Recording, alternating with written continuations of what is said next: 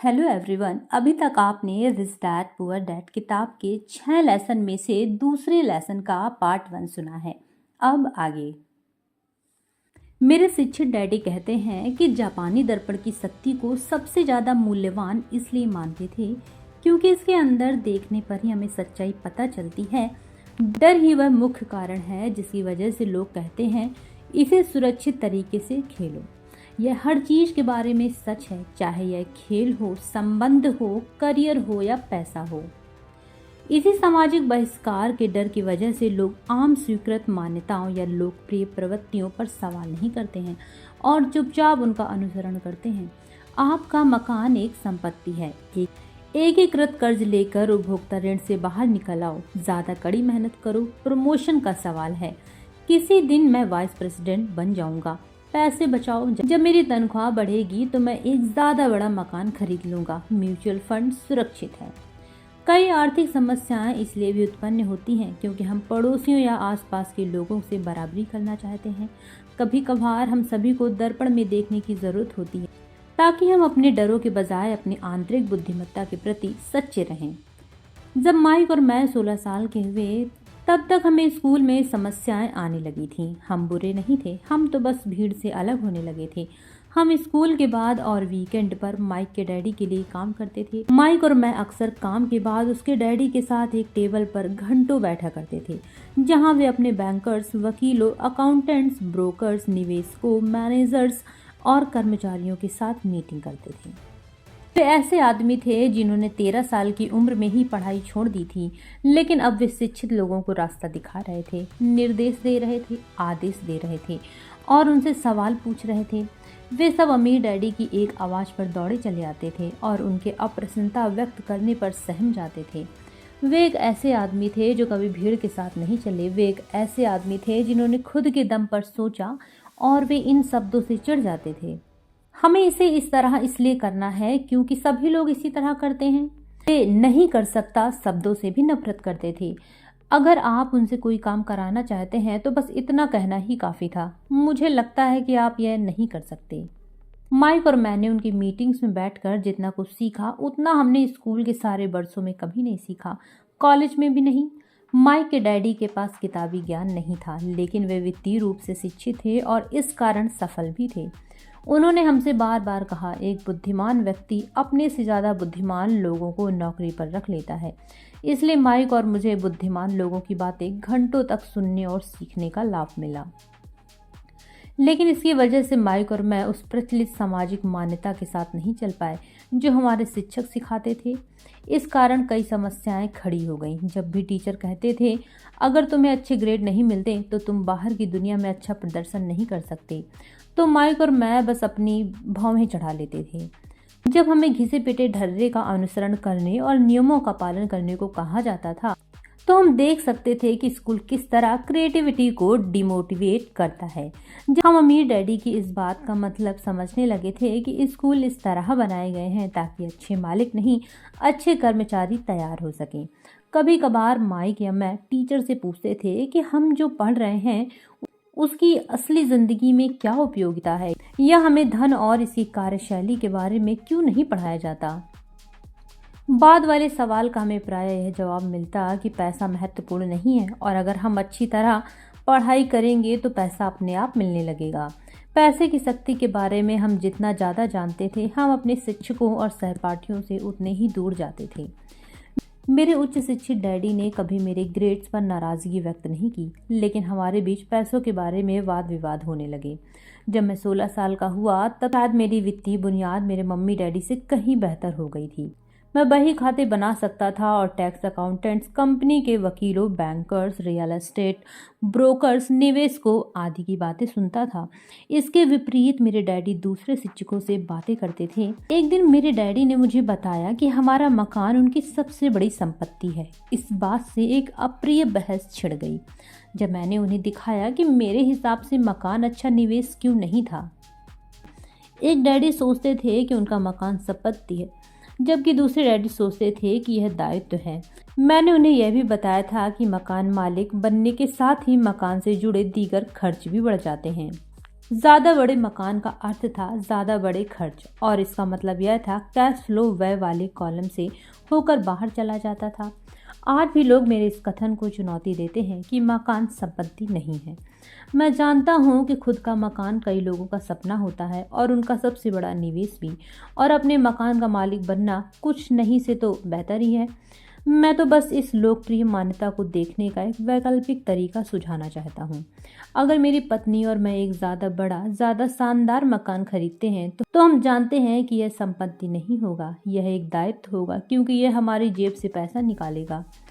तो यहाँ वह तर्क है जो मैं देता हूँ। वास्तव में मुझे उम्मीद नहीं है कि ज़्यादातर लोग इससे सहमत होंगे, क्योंकि आपका मकान एक भावनात्मक चीज़ है, और जब पैसे की बात आती है तो ज़्यादा भावनाएं रहने पर वित्तीय बुद्धि प्रायः कम हो जाती है। मैं अपने खुद के तजुर्बे से जानता हूँ कि पैसा हर निर्णय को भावनात्मक बना देता है। जब मकानों की बात आती है तो अधिकतर लोग उस मकान का कर्ज उतारने के लिए मेहनत करने में अपनी पूरी ज़िंदगी लगा देते हैं, जिसके वे कभी पूरे मालिक नहीं होते। दूसरे शब्दों में, ज़्यादातर लोग हर कुछ सालों में एक नया मकान खरीद लेते हैं और हर बार पुराने कर्ज को चुकाने के लिए 30 साल का नया कर्ज लेते हैं। हालांकि मॉर्गेज के ब्याज पर लोगों को टैक्स में छूट मिलती है, लेकिन वे अपने दीगर खर्चों के लिए टैक्स के बाद मिले डॉलरों का उपयोग करते हैं, मॉर्गेज का भुगतान करने के बाद भी। जब मेरे सास ससुर के मकान का प्रॉपर्टी टैक्स बढ़कर $1000 प्रति माह हो गया तो उन्हें सदमा लगा। यह तब की बात थी जब वे रिटायर हो चुके थे, इसलिए वे इस वृद्धि से उनका रिटायरमेंट बजट गड़बड़ा गया और उन्हें मजबूरन मकान बदलना पड़ा। मकानों की कीमत हमेशा नहीं बढ़ती है। मेरे कुछ मित्र हैं जिन पर मकान के लिए $10 लाख का कर्ज है, जो आज इससे कम में बिकेगा। सबसे बड़े नुकसान है चूके हुए मौके। अगर आपका सारा पैसा आपके मकान में फंसा हुआ है तो आप ज़्यादा कड़ी मेहनत करते हैं, क्योंकि आपका पैसा संपत्ति वाले कॉलम में बढ़ने के बजाय व्यय वाले कॉलम से बाहर निकलता रहता है। आम मध्यवर्गीय कैश फ्लो पैटर्न। अगर कोई युवा पति पत्नी अपनी संपत्ति वाले कॉलम में जल्दी ही ज़्यादा पैसा डाल दे तो उनके बाद के वर्ष आसानी से गुजरेंगे, उनकी संपत्तियां बढ़ जाएंगी और आमदनी बढ़ाने में मदद मिलेगी। इससे संपत्तियां खर्चों के भुगतान में मदद देने के लिए उपलब्ध रहेंगी। संक्षेप में, निवेश पोर्टफोलियो शुरू करने के बजाय एक बहुत महंगे मकान का मालिक बनने का निर्णय किसी व्यक्ति पर नीचे दिए गए कम से कम 3 तरीकों से असर पड़ता है। समय की क्षति, जिस दौरान दूसरी संपत्तियों का मूल्य बढ़ सकता था। अतिरिक्त पूंजी की क्षति, जिसका दोबारा निवेश किया जा सकता था, जबकि मकान खरीदने के बाद आपको उससे सीधे जुड़े बहुत से खर्च उठाने पड़ते हैं। शिक्षा की क्षति, अक्सर लोग अपने मकान, बचत और रिटायरमेंट योजनाओं को ही अपनी संपत्ति वाले कॉलम में रखते हैं। क्योंकि उनके पास निवेश करने के लिए पैसा नहीं था, इसलिए वे निवेश करते ही नहीं हैं। इस वजह से उन्हें निवेश का अनुभव कभी नहीं मिल पाता। अधिकतर लोग कभी वह नहीं बन पाते हैं जिसे निवेश जगत प्रबुद्ध निवेशक कहता है, और सबसे अच्छे निवेश आमतौर पर पहले प्रबुद्ध निवेशकों को बेचे जाते हैं, जो बाद में उन्हें सुरक्षात्मक खेल खेलने वाले लोगों को बेचते हैं। मैं ये नहीं कह रहा हूँ कि मकान न खरीदें, मैं तो यह कह रहा हूँ कि आपको संपत्ति और दायित्व का फर्क समझ लेना चाहिए। जब मेरे मन में ज़्यादा बड़े मकान की इच्छा होती है तो मैं पहले संपत्तियाँ खरीदता हूँ, ताकि वे उस मकान के भुगतान के लिए कैश फ्लो उत्पन्न कर दें। मेरे शिक्षित डैडी का व्यक्तिगत फाइनेंशियल स्टेटमेंट चूहा दौड़ यानी कि रैट रेस में फंसे आदमी का सबसे अच्छा उदाहरण है। उनके खर्च उनकी आमदनी के बराबर थे, जिस वजह से उनके पास इतनी बचत नहीं रहती थी कि वे संपत्तियों में उसका निवेश करें। इसके फलस्वरूप उनके दायित्व उनकी संपत्तियों से ज़्यादा बड़े रहते थे। अमीर लोग ज़्यादा अमीर क्यों बनते हैं? अमीर डैडी के फाइनेंशियल स्टेटमेंट की समीक्षा से पता चलता है कि अमीर लोग ज़्यादा अमीर क्यों बनते हैं। संपत्ति वाला कॉलम खर्च से ज़्यादा आमदनी उत्पन्न करता है, जिसका बचा हिस्सा संपत्ति वाले कॉलम में दोबारा निवेश कर दिया जाता है। संपत्ति वाला कॉलम बढ़ता रहता है और इससे होने वाली आमदनी भी बढ़ती रहती है। परिणाम यह होता है कि अमीर लोग ज़्यादा अमीर बनते जाते हैं। मध्य वर्ग क्यों संघर्ष करता है? मध्य वर्ग हमेशा पैसे की तंगी से जूझता रहता है। उनकी मूल आय वेतन से ही होती है। जब उनका वेतन बढ़ता है तो टैक्स भी बढ़ जाते हैं। उनके खर्च भी वेतन बढ़ने के अनुपात में बढ़ जाते हैं। इसलिए इसे ही रैट रेस कहा जाता है। वे आमदनी उत्पन्न करने वाली संपत्तियों में निवेश करने के बजाय अपने मकान को अपनी सबसे बड़ी संपत्ति मानते हैं। कर्ज से लदे वर्तमान समाज की बुनियाद में दो चीजें हैं। पहली है अपने मकान को निवेश मानने की आदत, और दूसरी यह दर्शन कि तनख्वाह बढ़ने का मतलब यह है कि आप एक ज़्यादा बड़ा मकान खरीद सकते हैं या ज़्यादा खर्च कर सकते हैं। बढ़े हुए खर्च की वजह से लोग ज़्यादा कर्ज और ज़्यादा वित्तीय अनिश्चितता में डूब जाते हैं। हालांकि हो सकता है कि वे अपनी नौकरियों में तरक्की कर रहे हों और उन्हें वेतन वृद्धि नियमित रूप से मिलती जा रही हो। ये बहुत जोखिम भरी जीवन शैली है और इसका मूल कारण वित्तीय शिक्षा का अभाव है। हाल में नौकरियों में भारी कटौती से साबित हो चुका है कि मध्य वर्ग आर्थिक दृष्टि से कितने असुरक्षित हाल में है। कंपनीज पारंपरिक पेंशन योजनाओं की जगह पर 401 के योजनाएं ला रही हैं। सामाजिक सुरक्षा स्पष्ट रूप से खतरे में है और रिटायरमेंट के स्रोत के रूप में उस पर भरोसा नहीं किया जा सकता। मध्य वर्ग के लिए दहशत भरा माहौल बन चुका है। आज म्यूचुअल फंड्स लोकप्रिय हैं क्योंकि उन्हें सुरक्षित माना जाता है। औसत म्यूचुअल फंड खरीदने वाले लोग टैक्स चुकाने और मॉर्गेज भरने, अपने बच्चों की कॉलेज की शिक्षा के लिए बचत करने और क्रेडिट कार्ड का कर्ज चुकाने के लिए मेहनत करने में बहुत ज़्यादा व्यस्त रहते हैं। उनके पास निवेश के अध्ययन का समय नहीं रहता, इसलिए वे किसी म्यूचुअल फंड मैनेजर की विशेषज्ञता पर भरोसा करते हैं। इसके साथ ही चूंकि म्यूचुअल फंड में कई अलग अलग प्रकार के निवेश शामिल होते हैं, इसलिए वे महसूस करते हैं कि उनका पैसा ज़्यादा सुरक्षित है क्योंकि यह डाइवर्सिफाइड है। यह शिक्षित मध्य वर्ग म्यूचुअल फंड ब्रोकर्स और वित्तीय नियोजकों द्वारा फैलाई गई मान्यता में यकीन करता है। खेल को सुरक्षित तरीके से खेलो, जोखिम से बचो। असली विडंबना यह है कि शुरुआती वित्तीय शिक्षा की कमी से ही वह जोखिम उत्पन्न होता है जिसका सामना औसत मध्यवर्गीय लोग करते हैं। वे खेल को सुरक्षित ढंग से इसलिए खेलते हैं क्योंकि उनकी आर्थिक स्थिति सर्वश्रेष्ठ रूप से तंग होती है। उनकी बैलेंस शीट्स दरअसल संतुलित नहीं होती, इसके बजाय वे दायित्वों से भरी होती है और उनमें आमदनी देने वाली असली संपत्तियां नहीं होती। आमतौर पर उनकी आमदनी का इकलौता स्रोत उनकी तनख्वाह होता है। उनकी जीविका पूरी तरह से उनके नियोक्ता पर निर्भर करती है। इसलिए जब जीवन में एक बार आने वाले सच्चे मौके सामने आते हैं तो ये लोग उनका लाभ नहीं ले पाते क्योंकि वे बहुत कड़ी मेहनत कर रहे हैं, सबसे ज़्यादा टैक्स चुका रहे हैं और कर्ज से गले तक डूबे हैं। जैसा कि मैंने इस खंड की शुरुआत में कहा था कि सबसे महत्वपूर्ण नियम यह है कि किसी संपत्ति और दायित्व के फर्क को पहचाना जाए। एक बार जब आप फर्क समझ लेते हैं तो इसके बाद आमदनी देने वाली संपत्तियां खरीदने पर अपना ध्यान केंद्रित करें। यह अमीर बनने के मार्ग पर शुरुआत करने का सबसे अच्छा तरीका है। ऐसा करते रहेंगे तो आपकी संपत्ति वाला कॉलम बढ़ता रहेगा। दायित्वों और खर्च को कम रखें ताकि संपत्ति वाले कॉलम में डालते रहने के लिए अधिक पैसा रहे। जल्द ही आपकी संपत्ति की बुनियाद इतनी गहरी बन जाएगी कि आप ज़्यादा जोखिम भरे निवेशों की ओर देखने में समर्थ हो सकते हैं।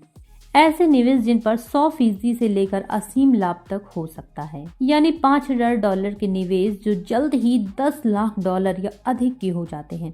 वे निवेश जिन्हें मध्य वर्ग बहुत जोखिम भरा कहता है, वित्तीय दृष्टि से साक्षर व्यक्ति के लिए यह निवेश खतरनाक नहीं होता। एक कर्मचारी के रूप में जो एक मकान का मालिक भी है, आपके कामकाजी प्रयास आमतौर पर इस तरह होते हैं। आप कंपनी के लिए काम करते हैं, कर्मचारी खुद को नहीं, अपनी कंपनी के मालिक या शेयर होल्डरों को अमीर बनाते हैं। आपकी मेहनत और सफलता से मालिक को सफलता तथा रिटायरमेंट लाभ मिलते हैं। दूसरा, आप सरकार के लिए काम करते हैं। आप पूरा वेतन देख पाएं इसके पहले ही सरकार अपने वेतन में से अपना हिस्सा ले लेती है। ज़्यादा कड़ी मेहनत करके आप बस सरकार को देने वाला टैक्स बढ़ा देते हैं। ज़्यादातर लोग जनवरी से मई तक सिर्फ सरकार के लिए काम करते हैं। तीसरा, आप बैंक के लिए काम करते हैं। टैक्स के बाद आपका अगला सबसे बड़ा खर्च आमतौर पर आपका मॉर्गेज और क्रेडिट कार्ड ऋण होता है। सिर्फ ज़्यादा कड़ी मेहनत करने के साथ समस्या यह है कि इन तीनों कंपनी, सरकार और बैंक में से प्रत्येक आपकी ज़्यादा मेहनत का ज़्यादा हिस्सा लेता है। आपको यह सीखने की ज़रूरत है कि आपकी ज़्यादा मेहनत से किस तरह आपको और आपके परिवार को सीधा फ़ायदा मिल सकता है। एक बार जब आप अपने खुद के काम पर कंसंट्रेट करने का निर्णय ले लेते हैं, यानी ज़्यादा बड़ी तनख्वाह के बजाय संपत्ति इकट्ठी करने पर अपने प्रयास केंद्रित कर लेते हैं, तो फिर अपने लक्ष्य कैसे तय करें? अधिकतर लोगों को अपनी नौकरी करनी होगी और संपत्तियां इकट्ठी करने के लिए अपने वेतन पर भरोसा करना होगा। जब उनकी संपत्तियां बढ़ती हैं तो वे अपनी सफलता का आकलन कैसे करें? किसी को यह कैसे पता चले कि अब वे अमीर हैं या उनके पास दौलत है? संपत्तियों और दायित्वों की परिभाषाओं के साथ साथ दौलत की भी मेरी अपनी परिभाषा है। दरअसल मैंने इसे आर बकमिस्टर फुलर से उधार लिया है। कुछ लोग उन्हें नीम हकीम कहते हैं और बाकी उन्हें प्रतिभाशाली कहते हैं। वर्षों पहले उन्होंने जियोडेसिक होम के पेटेंट के लिए आवेदन देकर आर्किटेक्ट को हैरान कर दिया था। उस आवेदन में फुलर ने दौलत के बारे में भी कुछ कहा था। पहली बार पढ़ने पर मुझे इसका मतलब समझ नहीं आया, लेकिन कई बार पढ़ने के बाद मतलब समझ आने लगा। दौलत इंसान की आगे कितने दिनों तक जिंदा बचे रहने की योग्यता है, यानी अगर मैं आज काम करना छोड़ दूं तो मैं कितने लंबे समय तक जिंदा रह सकता हूं। यह नेटवर्थ से भिन्न है, जो आपकी संपत्तियों और दायित्व के बीच का अंतर है। नेटवर्थ में अक्सर किसी व्यक्ति के महंगे बेकार सामान भरे होते हैं और उन सभी का परिकल्पित मूल्य जोड़ लिया जाता है। फुलर की परिभाषा से आपको आकलन का सचमुच सटीक पैमाना मिल जाता है। अब मैं हिसाब लगा सकता था और जान सकता था कि आर्थिक दृष्टि से आत्मनिर्भर बनने के अपने लक्ष्य के संदर्भ में मेरी स्थिति क्या थी। नेटवर्थ में अक्सर ऐसी संपत्तियां भी आ जाती हैं जिनसे आमदनी नहीं होती, जैसे वह चीज़ जिसे आपने खरीदा था और जो अब आपके गैराज में खड़ी है। मगर दौलत का सीधा सा हिसाब यह है कि आपका पैसा कितने पैसे कमा रहा है, यानी आर्थिक दृष्टि से आप कितने लंबे समय तक जिंदा रह सकते हैं। दौलत व्यय वाले कॉलम और संपत्ति वाले कॉलम से प्राप्त कैश फ्लो का तुलनात्मक आकलन है। आइए इसे एक उदाहरण से समझते हैं। मान लेते हैं कि मेरी संपत्ति वाले कॉलम से मुझे हर महीने $1000 का कैश फ्लो मिलता है और मेरा मासिक खर्च $2000 है। मेरे पास कितनी दौलत है? फुलर की परिभाषा पर लौटते हैं। उनकी परिभाषा का इस्तेमाल करते हुए मैं आगे कितने दिनों तक जिंदा रह सकता हूँ? अगर हम एक महीने में 30 दिन मान लें तो मेरे पास आधे महीने के लिए पर्याप्त कैश फ्लो है। जब मुझे अपनी संपत्तियों से $2000 मासिक कैश फ्लो मिलने लगेगा तो मैं दौलतमंद बन जाऊंगा। हालांकि मैं अब तक अमीर नहीं बन पाया हूँ, लेकिन दौलतमंद जरूर बन गया हूँ। हर महीने मेरी संपत्तियों से मुझे इतनी आमदनी मिलती है कि मेरे महीने का खर्च आराम से चल जाता है। अगर मैं अपने खर्च बढ़ाना चाहता तो दौलत के इसी स्तर को कायम रखने के लिए पहले मुझे अपना कैश फ्लो बढ़ाना होगा। यह भी ध्यान दें कि इस बिंदु पर मैं अपने वेतन पर निर्भर नहीं हूँ। मैंने संपत्ति वाले कॉलम को बनाने पर कॉन्सेंट्रेट किया है और इसमें सफल रहा हूँ, जिसकी बदौलत मैं आर्थिक दृष्टि से स्वतंत्र हो चुका हूँ। अगर मैं आज कुछ भी ना करूँ तब भी मेरी संपत्तियों से इतना कैश फ्लो आता रहेगा कि मेरा मासिक खर्च आसानी से चलता रहेगा। मेरा अगला लक्ष्य यह होगा कि मेरी संपत्तियों से प्राप्त कैश फ्लो का जो हिस्सा महीने के अंत में बच जाता है उसे दोबारा संपत्ति वाले कॉलम में निवेश कर दूं। मेरे संपत्ति वाले कॉलम में जितना ज़्यादा पैसा जाएगा, संपत्ति वाला कॉलम उतना ही ज़्यादा बढ़ेगा। मेरी संपत्तियाँ जितनी ज़्यादा बढ़ेंगी उनसे मिलने वाला कैश फ्लो भी उतना ही ज़्यादा बढ़ेगा। और जब तक मैं अपने खर्च को इन संपत्तियों से मिलने वाले कैश फ्लो से कम रखता हूँ तब तक मैं ज़्यादा दौलतमंद बनता रहूँगा। ध्यान देने वाली बात यह है कि मेरी आमदनी शारीरिक मेहनत से नहीं बल्कि दूसरे जरियों से हो रही है। जब तक पुनर्निवेश की प्रक्रिया जारी रहती है तब तक मैं अमीर बनने की राह पर अच्छी तरह चल रहा हूँ। बस इस सरल सबक को याद रखें। तो मैं अपने खुद के बिजनेस पर कंसंट्रेट करना कैसे शुरू करूँ? जवाब क्या है? अगले अध्याय में मैकडॉनल्ड्स के संस्थापक की बात सुनें। दोस्तों, इसी के साथ ये बेहद इम्पॉर्टेंट लेसन यहीं पर समाप्त होता है। ऑडियो के अंत तक बने रहने के लिए बहुत बहुत धन्यवाद।